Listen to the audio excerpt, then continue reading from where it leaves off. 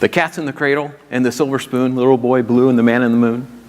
When you coming home, Dad? I don't know when, but we'll have a good time then. You know we'll have a good time then. I see a lot of faces out there going, yep, I know that song. It's an old song. It came out back in 1974. I didn't realize it was that old, but it came out in 1974. But the thing is, the song has gone from generation to generation. For many years, people loved that song. It became a hit, and for years later, it was played on the radio. And I think it's because so many people related to that song. I mean, it tells the story of a dad who is just too busy to spend time with his kid. I got a new ball, want to play? Can't. Got on an airplane. There's bills to pay. And he says, but I'll be home soon and we'll play then. And his son learns to walk while he's away. And it goes on and tells this story, and eventually gets to the last verse. The son's all grown up, moved away. The dad's retired. He calls him up. Dad calls the son and says, hey, I'd love to see you. He goes, well, that'd be great, but I'm too busy. And the song ends, or that verse ends with him hanging up the phone. He says, it occurred to me my boy was just like me. He'd grown up just like me. As we turn to 2 Samuel 13, this is what we see. David's boys are acting just like him, and not the good things. We get to this passage and see that there are consequences to sin. And David is living with those consequences to his sin. His family is a mess, and they are doing wrong. We will see David's boys follow in David's footsteps. And as we see this, we see that sexual purity has been devalued. Human life has been devalued. Following God and His law, His ways, has been devalued. And this leads to sin, and sin has consequences. So we begin in chapter 13, verses 1 and 2. He says, now Absalom, David's son, had a beautiful sister whose name was Tamar. And after a time, Amnon, David's son, loved her.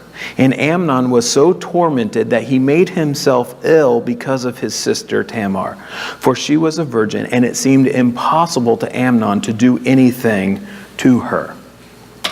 So we're introduced here to 3 of David's kids. Absalom is mentioned first because this passage begins a larger section that actually focuses on him, on Absalom. But Amnon, the other son, is the firstborn, David's firstborn son, and he is the heir apparent to the throne. Then we have Tamar, who is Absalom's sister, David's daughter. They are all David's kids, but they have different mothers. Absalom and Tamar have the same mother, so they are full siblings. And Amnon has a different mother, so he's half siblings with the others. Now, there's a couple interesting things to note here. First of all, we see the words brother and sister repeated many times throughout this passage that we're going to read. This emphasizes the fact that these are siblings. And the things that are about to happen shouldn't. Not just because they are wrong, but also because they're family. They're siblings. And that makes it even more wrong. Secondly, Tamar is described as beautiful. Now, I think this is to cue us into more than just the fact that she is attractive. This reminds us of how Bathsheba was described as well. Remember, David saw a woman bathing and she was beautiful. He noticed that she was beautiful. And so this reminds us about that sin that happened with David. Now we're told that Amnon loved Tamar. Now, it will become clear to us this is actually just lustful infatuation. But his feelings are incredibly, extremely strong. So much so that he becomes sick with desire. He is obsessed with her, and his obsession turns into frustration because he can't have her. Keep reading verse 3. But Amnon had a friend whose name was Jonadab, the son of Shimeah, David's brother. And Jonadab was a very crafty man. And he said to him, O son of the king, why are you so haggard morning after morning? Will you not tell me? Amnon said to him, I love Tamar, my brother Absalom's sister. Jonadab said to him, lie down on your bed and pretend to be ill, and when your father comes to see you, say to him, let my sister Tamar come and give me bread to eat, and prepare the food in my sight, that I may see it and eat it from her hand. So this friend of Amnon, Jonadab, is also his cousin, but we are told that he is crafty, meaning he is smart, he's clever, he's cunning, you may even say conniving. The word is literally wise. He is wise. And he may have been a royal advisor. He may have been someone who was respected for his knowledge, for his experience, and for his wisdom. But given the situation, we see that the word wisdom here should have the nuance of crafty, shrewd. He is devious. And he sees Amnon day after day looking down. The thing is, the king's son, as the king's son, he had many privileges. You don't expect the king's son to be mopey, down, day after day after day. But he is, because he's fixated on what he can't have. Now again, this reminds us of David. God had given David everything he needed. And he says, and if you needed more, I'd give it to you. But David fixated on Bathsheba and took what was not his to take. But Jonadab asks Amnon, why are you depressed? Why do you look so down? And when he tells him, remember, Jonadab is the smart guy, the wise guy. And he immediately has a plan for him. Now, it's a bad plan. It's bad advice, but he gives him this bad advice to solve his problem. He basically says, you just need to pretend to be sick. And they assume that then David will come and visit his sons. Apparently that's what he would do when one of his kids was sick. He'd come visit. And then you ask him to have Tamar come and make food for you. Now it appears that he's asking for some kind of special food, like maybe when you have a cold and you want chicken soup. So he's probably asking for some kind of special bread, special food, and he's basically suggesting Tamar would be the perfect person to make it for me. Now let's stop here for a second, because I want to make a point. There is wise, truly wise, and then there is devious or clever. It doesn't matter how smart or clever you are if you don't have integrity. If you don't have integrity, but you're very smart, very clever, you're missing it. If God has blessed you with a great mind, use it for good, not for evil. But Amnon hears the advice, takes the advice, and he goes and plays sick. Look at verse 6. So Amnon lay down and pretended to be ill. And when the king came to him, Amnon said to the king, please let my sister Tamar come and make a couple of cakes in my sight, that I might eat from her hand. Then David sent home to Tamar, saying, go to your brother Amnon's house and prepare food for him. Now here's the interesting thing. David, he doesn't have any reason to be suspicious of this. They're brothers and sister. You would just, okay, it's a normal thing. And so he unwittingly sends Tamar to tell her, go. He sends her into a trap. Verse 8, so Tamar went to her brother Amnon's house where he was lying down. She totally doesn't suspect anything. And she took dough and kneaded it and made cakes in his sight and baked the cakes. And she took the pan and emptied it out before him, but he refused to eat. See, Amnon's like, oh, I feel too bad. I can't eat it. And Amnon said, send out everyone from me. So everyone went out from him. Now, it's as if he's saying, oh, I'm too sick. I can't eat. Oh, there's too many people around here and I don't feel good. Send everybody out. There's just too much going on. So everyone goes out, but we know this is just a ploy. Verse 10. Then Amnon said to Tamar, bring the food into the chamber, into the bedroom, that I may eat from your hand. And Tamar took the cakes she had made and brought them into the chamber to Amnon her brother. But when she brought them near to him to eat, he took hold of her and said to her, come, lie with me, my sister. She answered him, no, my brother, do not violate me, for such a thing is not done in Israel. Do not do this outrageous thing. As for me, where could I carry my shame? And as for you, you would be as one of the outrageous fools in Israel. Now therefore, please speak to the king, for he will not withhold me from you. But he would not listen to her, and being stronger than she, he violated her and lay with her. So Tamar is lured into the bedroom, totally unsuspecting, because after all, he's her brother. And we're told that he took hold of her. Now this verb has the idea of overpowering. And so he grabbed her and he tells her, come to bed with me. Now the interesting thing is he calls her sister. And you might think that's strange. Why would he say sister in the middle of this act? And on one hand,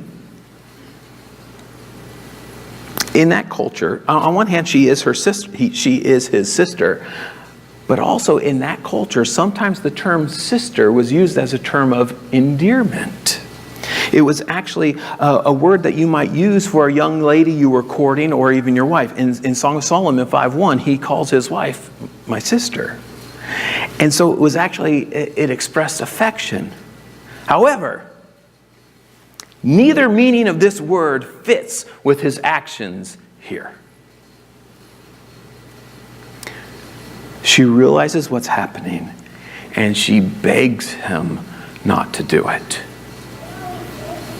She says, don't violate me, don't humiliate me. It's clearly not right, and she tries desperately to convince him to stop and to do right. And she gives him some good reasons. The first thing is she says, this isn't done in Israel. This doesn't happen in Israel. In other words, this is not morally acceptable, and everyone knows it. Everyone knows this is wrong. So why would you do it? Secondly, she calls it an outrageous thing. And this means she has the idea of being evil and senseless, foolish, stupid.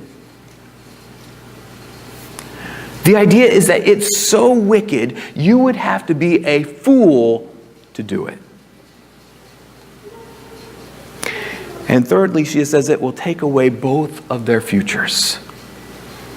How? Well, she would be humiliated and disgraced. And in that culture, a young woman who was not a virgin would be seen as undesirable, would be seen like damaged goods. And most likely, no one would ever want to marry her. So most likely, she would live out her life in disgrace without ever being married, without ever having children. And in that culture, that was a huge deal. I mean, it was a huge honor to have children, but she would never have that honor.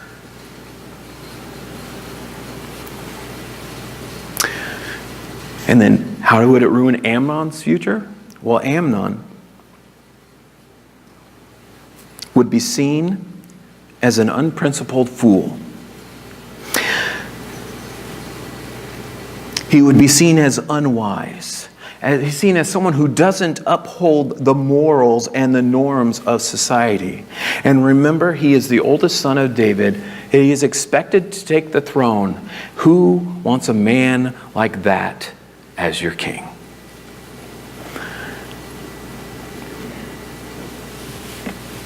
But his passions, his desires overpower his reason, and he doesn't stop. Tamar gives one more desperate suggestion. She offers to marry him. She says, just ask David, ask the king, ask our dad. He'll let you have me. And we read that and we say, that's crazy. Why would she offer such a thing? Remember, she is desperate, and she is trying to stop him from what he is doing. And you might even say, but that doesn't work because that would be incest. That's not allowed under the Old Testament law, which is true. But Amnon doesn't seem to care much about the law, does he? He's already breaking it. And she's grasping at straws here. And on one hand, she may be saying, you know what? Being married to him would be better than being raped. Or maybe she's saying, maybe I can get him to stop long enough that I can get away. But he doesn't listen, and he rapes her. Verse 15. Then Amnon hated her with a very great hatred, so that the hatred with which he hated her was greater than the love with which he had loved her. And Amnon said to her, get up, go. But she said to him, no, my brother, for this wrong in sending me away is greater than the other that you did to me. But he would not listen to her. He called the young man who served him and said, put this woman out of my presence, and bolt the door after her. Now she was wearing a long robe with sleeves, for thus were the virgin daughters of the king dressed. So his servant put her out and bolted the door after her. You see that Amnon's strong feelings just flipped in an instant. He went from strong desire, to strong hate. Once he had fulfilled his lust, he was done with her. And he probably also realized that everything that she had said was true. He had acted like a fool. And he was probably embarrassed at this point. And so he doesn't want to see her. She's the only one who witnessed his foolishness. She's the only one who saw him do this. And so seeing her reminds him of his stupidity. And he says, get out. He doesn't want her around. He says, leave. And of course she says, no. This may be surprising, but again, she's saying, no, because you're adding insult to injury. You can't take me and then throw me out. She's saying, my life is ruined. But he throws his sister away as if she's nothing. Verse 18.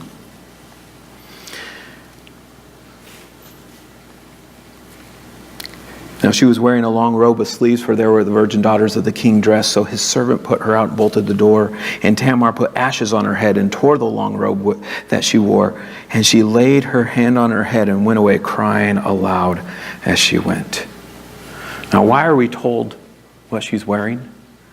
Because there was significance. She was wearing a special robe that only the king's unmarried virgin daughters got to wear. And part of what that robe symbolized was that she was marriageable. But now she looks at what's happened and she says, I'm no longer marriageable. No one will want me. And she is distraught and she tears her robe, thinking, I can't wear the robe of a virgin. And at this point, she has no hope of being married. And she openly mourns. This is a terrible thing that has been done to her, and her hopes have all been destroyed. And Amnon is exactly what she said he would be. He is a wicked fool, controlled by his passions and his desires, and not by principle, not by the truth, not by what is right. He does what he wants, whether it's right or wrong. And by the way, Amnon is not a good example. Back in Judges 19, if you remember, if you were here when we studied the book of Judges, back in Judges 19, we were told about an incident that happened. The Levite who visits this town in Benjamin, and at night the men come to him and pound on his door, and they say, "Send that man out here so we can have sex with him." And there's a discussion, a conversation, and eventually they take the man's concubine, his wife, and they rape her all night long and leave her for dead.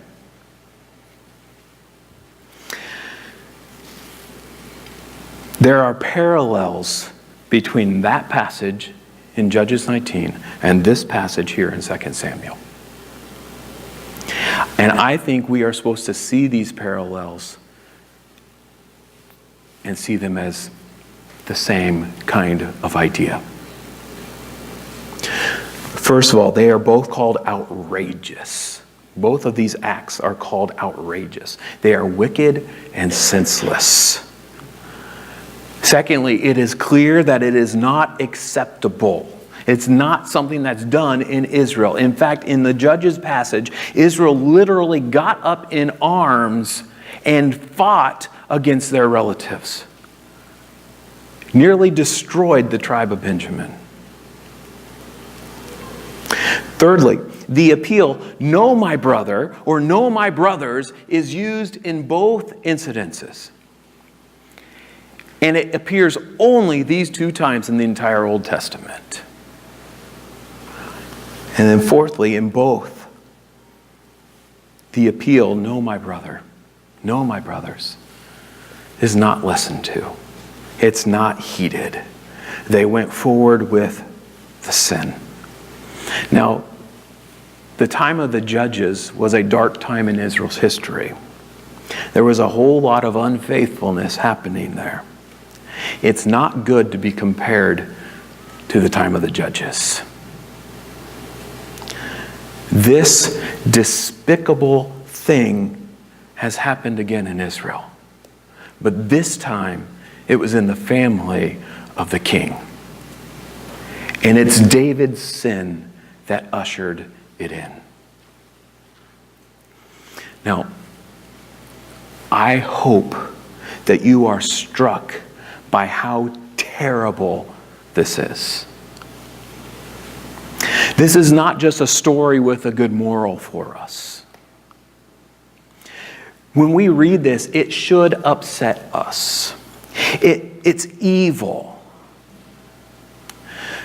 But here's the thing. We could simply read through this chapter, read through this story about Tamar with intrigue, as if to think, then what happens next?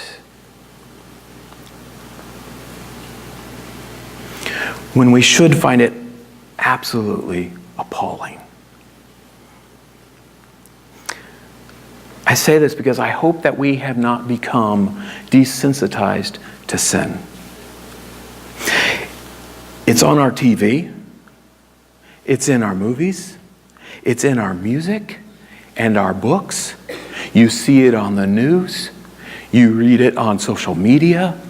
It's everywhere. But I hope we have not become so used to it, so desensitized, that it no longer bothers us. That we're just thinking of it as a story or as entertainment and are intrigued by it. And that when we see it in things like our entertainment or on the news, that we don't just think nothing of it, or worse, find it entertaining.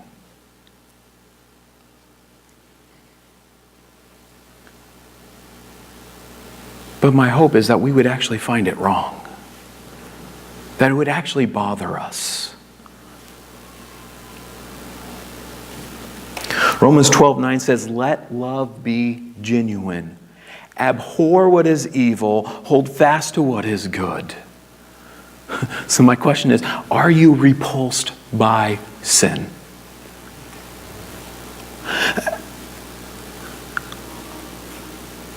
And let me bring it home. What about your own sin? Do you hate your own sin? Do we hate sin?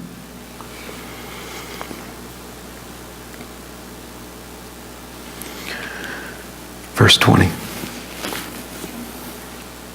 And her brother Absalom said to her, has Amnon your brother been with you?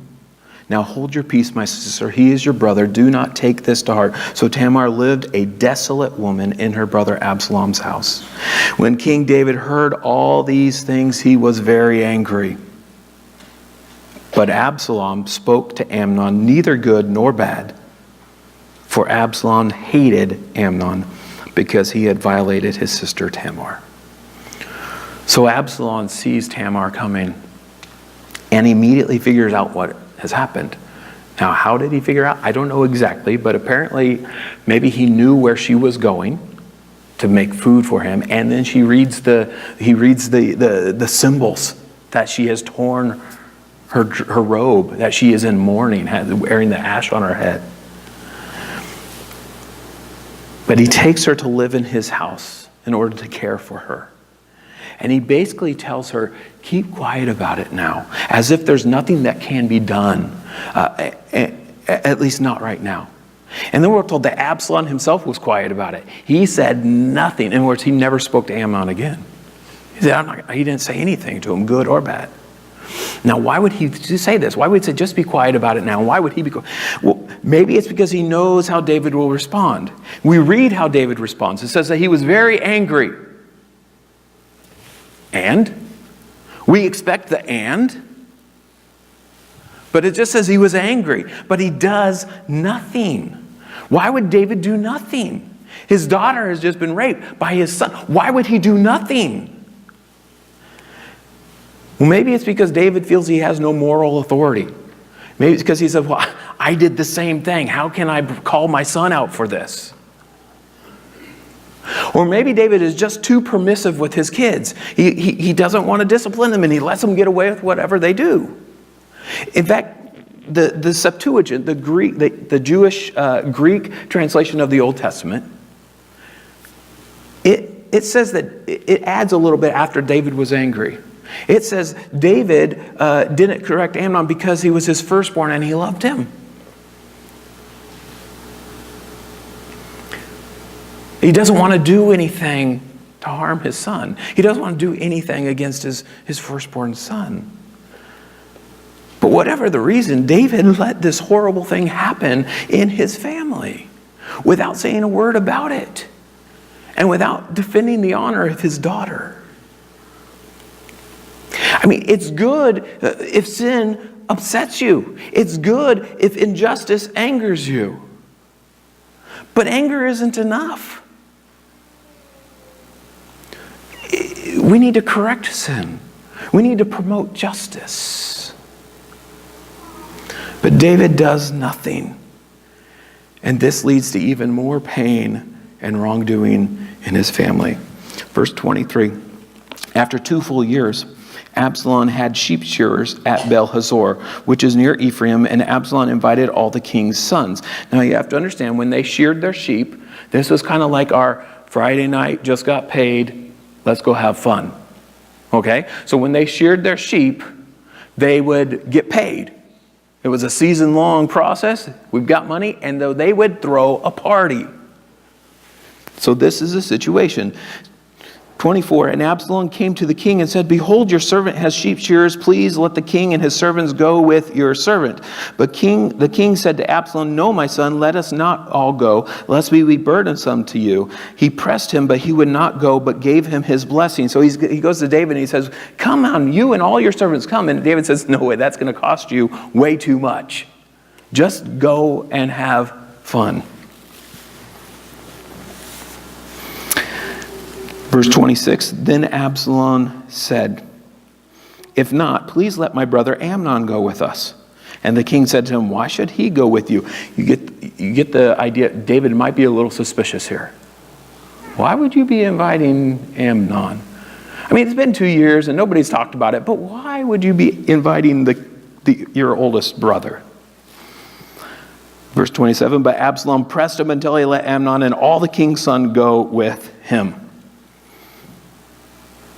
Then Absalom commanded his servants, mark when Amnon's heart is merry with wine, and when I say to you, strike Amnon, then kill him. Do not fear, have I not commanded you, be courageous and valiant. Notice when he's drunk, and kill him. And by the way, don't worry about it. I told you to do it. You can imagine his servant saying, what? Kill the crown prince? Don't worry, I told you to do it. But it's been 2 years and life has moved on, but Absalom has not. He's been plotting for these 2 years, and now everything is set.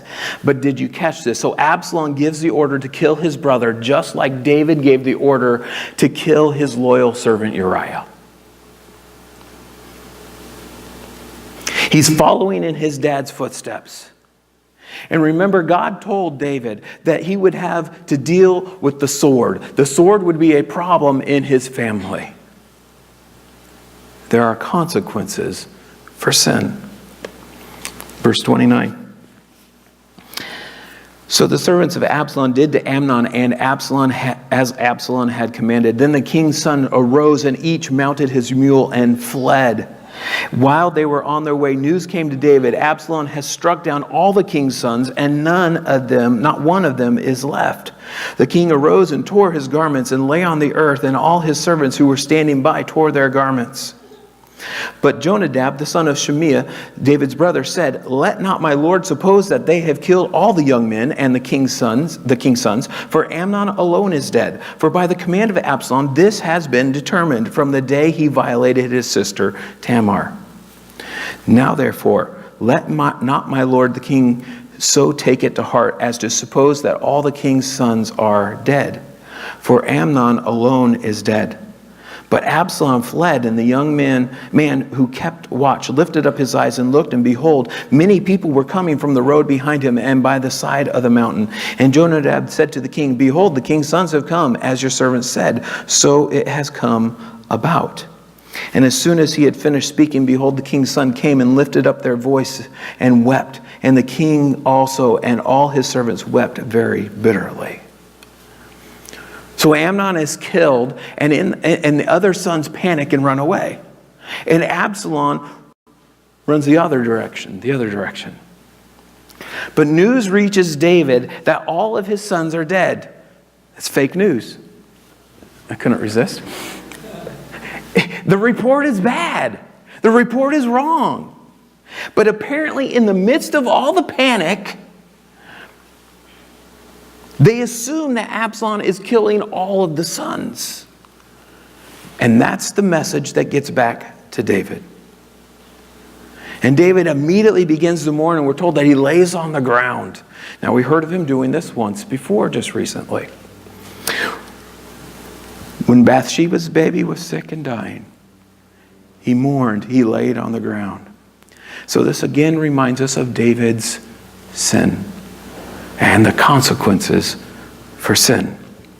And you'll remember when Nathan confronted David with the story of the man who took the poor man's sheep, what was David's response? This man must pay fourfold. This is the consequence that David declared even about himself, that he would pay fourfold for his sin. Amnon is number 2. But Jonadab, the wise guy, speaks up. And he says that it was only Amnon, because this has been Absalom's ploy to, this has been Absalom's plot. And you remember Jonadab was the one who quickly came up with the idea for Amnon. Well, just pretend you're sick, and gave him a way to rape his sister. Well, now he knows what Absalom's up to. And I don't know if he was in on it Like he gave him suggestions, gave him advice as well, or if he just knows what Absalom has been thinking for the last 2 years. But he says only Amnon is dead. The rest of them are fine. And then the lookout sees the people coming up the road and he says, see, I told you so. There they are. Now, on one hand, we may read the story and think, well, Amnon got what he deserved. But in actuality, Absalom took revenge. And revenge isn't justice. We need to be careful. Sin should bother you. Sin should upset you. Sin should be punished. But don't let your anger about sin and injustice drive you to sin. Don't sin in response to sin.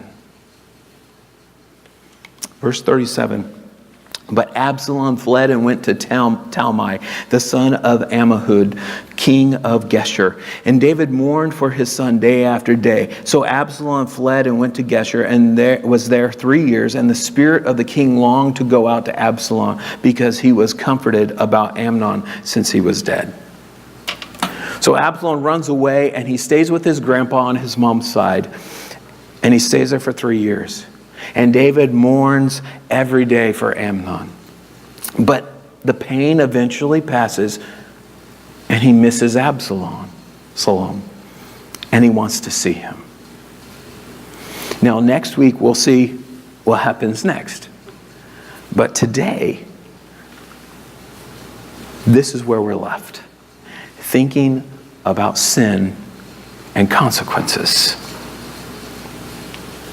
Proverbs 13:13 says, whoever despises the word brings destruction on himself, but he who reveres the commandment will be rewarded.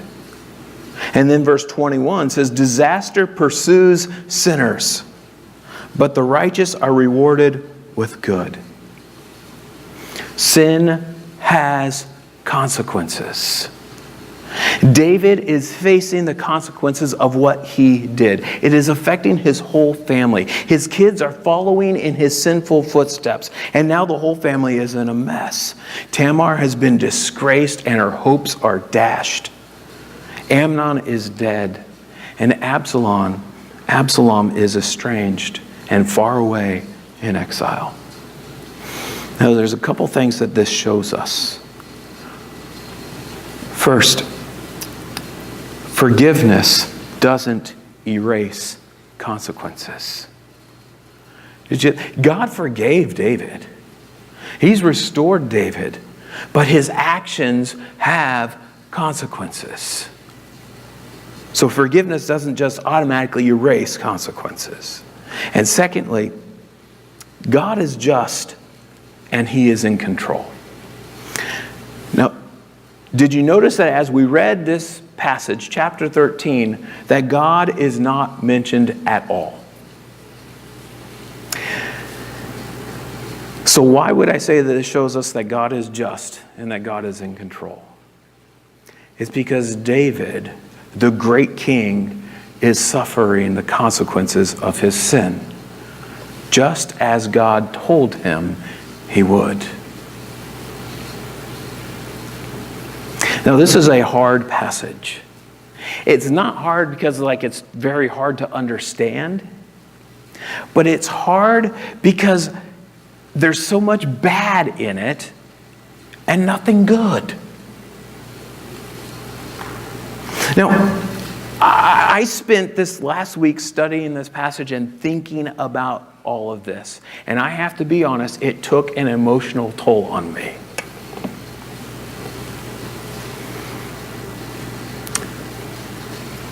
This is the reality of sin. This is the ruin that sin brings.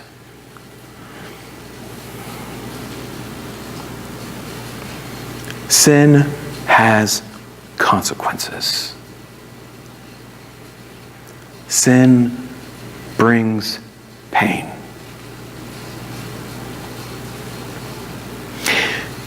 And in the words of David that we read last week from Psalm 32, Verse 10.